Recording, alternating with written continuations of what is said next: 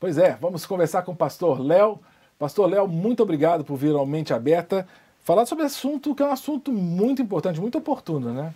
Obrigado pelo convite, pastor Cássio. Uma honra estar aqui contigo. Vamos falar sobre conservadorismo. Pois é. É engraçado porque alguns têm dificuldade de se dizer conservadores. Né? Porque vem no conservadorismo uma expressão de velhice, de ser antiquado. O que é conservadorismo? O que é ser conservador, Léo? Então, na verdade, o próprio tema remete para algo pejorativo, como se for conservador fosse algo ruim, algo ligado a alguém carrancudo, a alguém velho e etc, etc. Isso não é verdade. Eu costumo dizer que a prova disso é o meu próprio filho. Ele tem 16 anos e ele é ultraconservador. O que determina alguém conservador, assim, na verdade, é alguns princípios que ele adota de vida. Uma pesquisa recente do Ibope fez algumas perguntas e provou e mostrou que o brasileiro se tornou mais conservador nos últimos anos. Por quê? Porque o brasileiro passou a defender mais prisão perpétua para crimes hediondos, pena de morte em alguns casos, redução da maioridade penal, casamento entre pessoas do mesmo sexo e aborto. Então o posicionamento do brasileiro com relação a esses temas mostrou que o brasileiro está mais conservador. Isso é um movimento mundial, não só no Brasil. A gente percebe em vários países do mundo, Europa, Estados Unidos, principalmente Estados Unidos, que acabam influenciando muito a nossa cultura, a cultura brasileira, esse crescimento do chamado conservadorismo, que na verdade é o regresso ou o apego a alguns princípios, como eu disse agora há pouco. Então, ser conservador ou não, apesar do tema ser bem pejorativo, está muito mais ligado aos princípios que você defende. Principalmente princípios ligados à família. E quando falamos disso, a gente percebe que na nossa sociedade a gente tem dois núcleos. Então, quando você vai para a imprensa, por exemplo, a grande imprensa, os portais de notícia, quando você percebe as notícias e como essas notícias são abordadas, você percebe um liberalismo muito grande. Dizer que você é contra o aborto para a grande mídia é algo ofensivo, é algo quase criminoso você dizer que é contra o aborto. Se você vai para a cátedra, para as faculdades, as universidades, também, principalmente os professores, a grande maioria deles, se você falar que você defende pautas como essas que eu acabei de falar agora há pouco, que estão muito ligadas também à família, você é taxado de conservador. E de forma pejorativa. De forma pejorativa, como se fosse algo ruim. Ah, você é um conservador e eu sou um progressista, porque eu adoto pautas, né, que são pautas mais leves para a sociedade.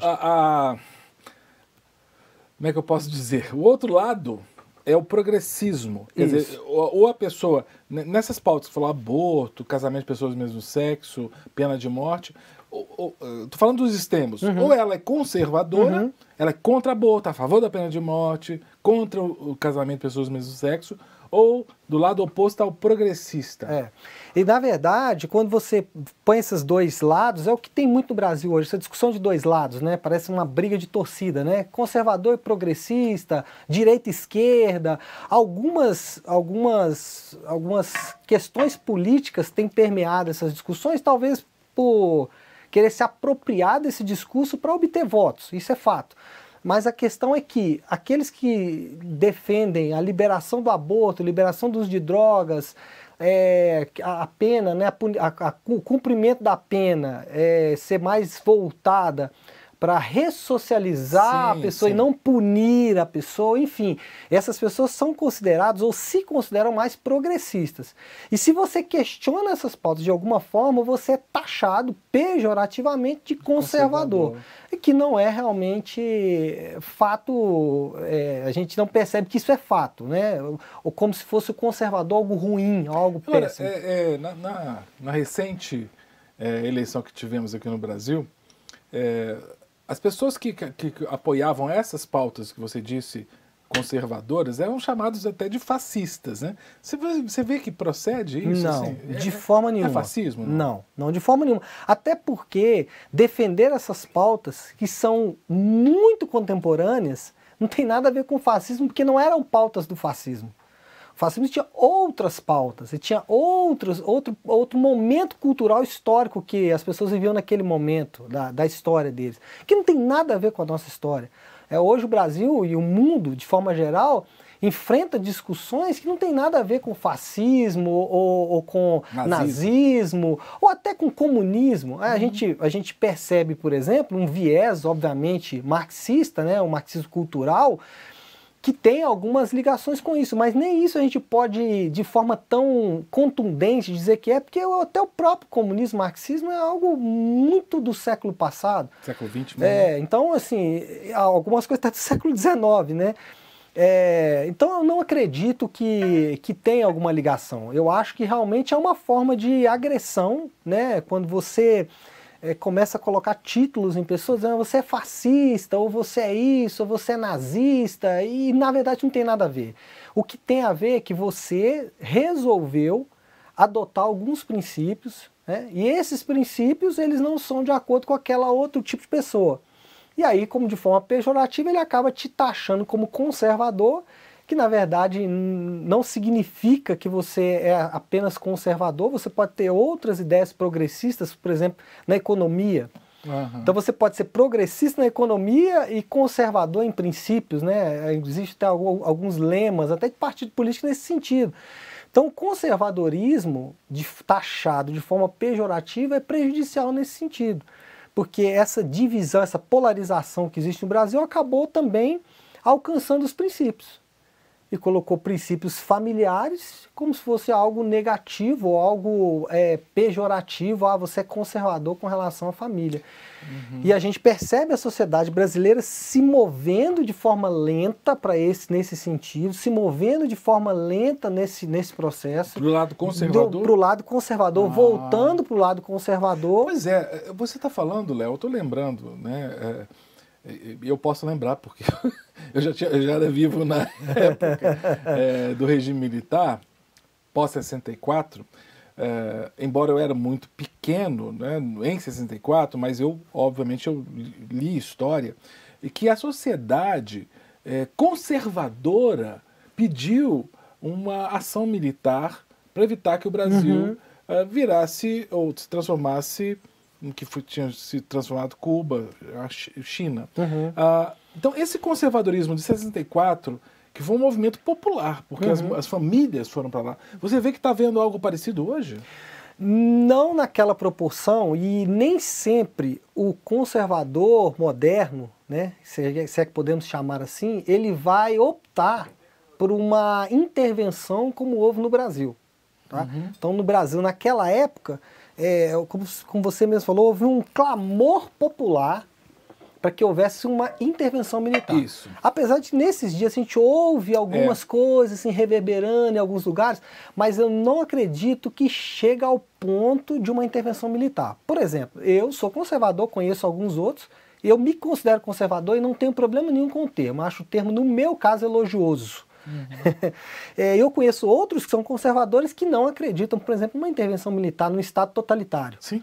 Eu acredito que o Brasil hoje ele está num movimento que nenhum regime totalitário consegue sobreviver no Brasil, nem de um lado e nem do outro, exatamente por causa da polarização. Então hoje não existe, eu não consigo enxergar isso. Mesmo que um movimento possa tomar o poder, esse movimento vai encontrar uma contraproposta muito grande. Então, certamente esse movimento conservador, esse movimento totalitário, regime totalitário, seja de um lado ou do outro, não consegue sobreviver no Brasil, simplesmente porque hoje nós somos muito mais voltados à informação, estamos muito ligados à informação. Sim. E a gente sabe que o totalitarismo, de um lado ou de outro, não é bom. Então o conservador, ele precisa, e o progressista, ele precisa de um contrassenso, ele precisa de uma contralógica, porque senão ele não é bom nem para um lado nem para o outro. Sim, né? Então questionar algumas coisas são importantes. Agora você precisa manter os seus princípios, acreditando que esses princípios eles são que vão permear a sua vida. Para citar um exemplo de movimento conservador, em 1984 o divórcio foi autorizado no Brasil, com a ideia de que, em fazendo assim, os casamentos melhorariam. Porque se dá a opção de que, em casando, não dando certo, você ia ter uma opção de desfazer, isso de acordo com a lei. Bom, o que a gente percebeu no Brasil de 84 para cá? Os casamentos melhoraram por isso? Não, não melhoraram. Porque a questão não é ter a opção do divórcio ou não. A questão não é se divorciar ou não. A questão é muito mais ampla, é uma questão de educação, é uma questão teológica, filosófica, as questões são muito mais profundas. Mas qual foi a saída naquele tempo? Não, vamos editar uma lei e essa lei vai resolver os problemas do casamento. E isso não é verdade. Então, quando falamos também de conservadorismo, a gente tem que ter isso em mente. Não é uma lei contra o aborto, contra o casamento de pessoas do mesmo sexo, ou aumentando a maioridade penal. Não é isso que vai resolver. Eu tenho até uma opinião, mas não tem nada a ver com você editar uma lei. Eu acho que o que a gente tem que fazer é promover a moral. Se promovermos a moral, nós não vamos precisar promover nenhuma dessas coisas. Então, se eu promover a ideia de que matar é errado, eu não preciso atacar o aborto. Entendo. Se eu promover a ideia de que roubar é errado, eu não preciso aumentar a maioridade penal.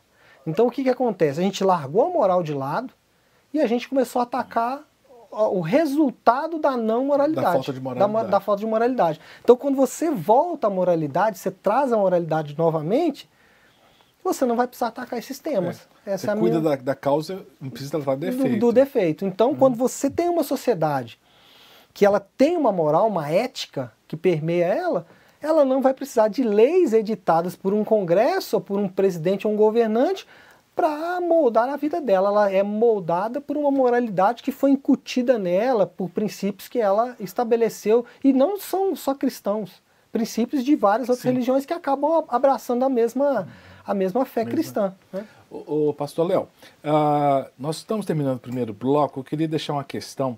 Você mencionou marxismo cultural na sua fala. E hoje em dia nós temos... Porque o marxismo cultural ele trabalha com... A ideologia vai pela escola, pela religião, pela mídia, e valores são permeados. Eu queria falar um pouquinho sobre a mídia brasileira. Nós estamos aqui na mídia. O nosso canal é um canal que predominantemente visto por pessoas que são favoráveis a essa moralidade que você disse.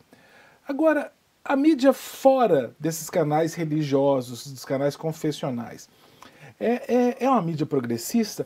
Quais as evidências que essa mídia é não conservadora? Eu queria que você me contasse isso após o intervalo, tá joia? Nós vamos para um breve intervalo, muito rápido, e já voltamos com o pastor Léo Heller aqui no Mente Aberta, ok? Não quer ficar um segundo por fora da nossa programação? Agora você pode nos acompanhar através das plataformas digitais. Não perca tempo, acesse, curta e siga-nos. Fique por dentro de tudo o que acontece por aqui.